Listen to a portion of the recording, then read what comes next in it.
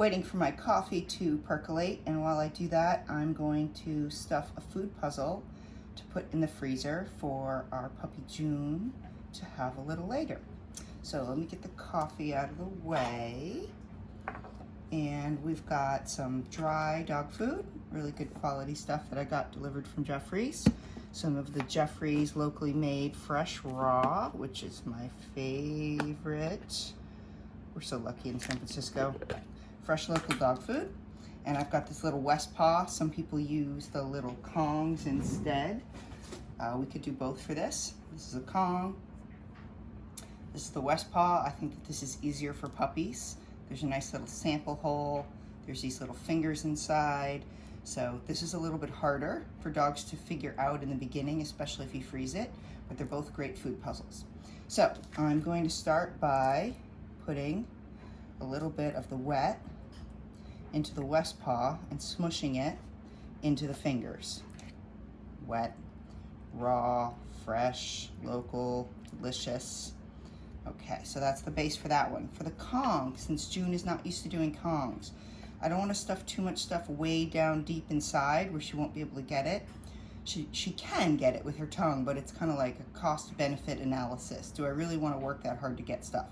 So in the Kong, I'm going to put kibble at the bottom so that when she licks out the raw, the kibble comes tumbling out easily from the harder to reach bottom of the Kong.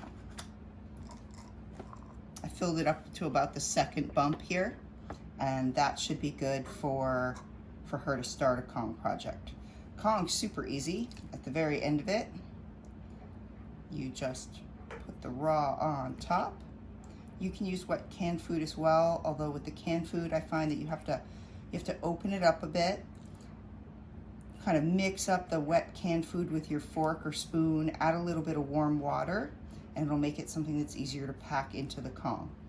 Note there's also a hole at the bottom of the Kong, so often I'll use a little bit of cheese or something to stuff the Kong bottom so that when I pour over wetter food that holds the dry all together, that I'm not having it leak out the bottom. I'm gonna sacrifice my coffee cup. This can go right into here. I'll get myself another one, and this can go in the freezer just like that. Any drips get caught into the mug. It holds it nice and upright so it freezes in place. It's a nice Kongsicle. All right, back to the West Paw. So we stuffed it with the wet, awesome, fresh, local raw at the bottom. Make sure you squish a little bit towards that teaser hole there, right? And then I'm gonna sprinkle some kibble on top. I'm gonna push that in with the back of my fork, and then I'm gonna gently put a blob on top, just to seal it. It's kind of like putting the top piece of a pie crust on. And then these both can go into the freezer, just like that, and be pulled out a little later. For the Kong, since June has not done a Kong before of this level difficulty, what I'm probably gonna do is pull it out of the freezer and thaw it for like 20 minutes before I give it to her, so it's not just frozen solid. With the West Paw, I'm gonna pull it out since it's got a lot of the great pie crusty stuff over the top of it. That frozen raw will seal in the kibble. I'm gonna give that to her in a crate frozen straight from the freezer.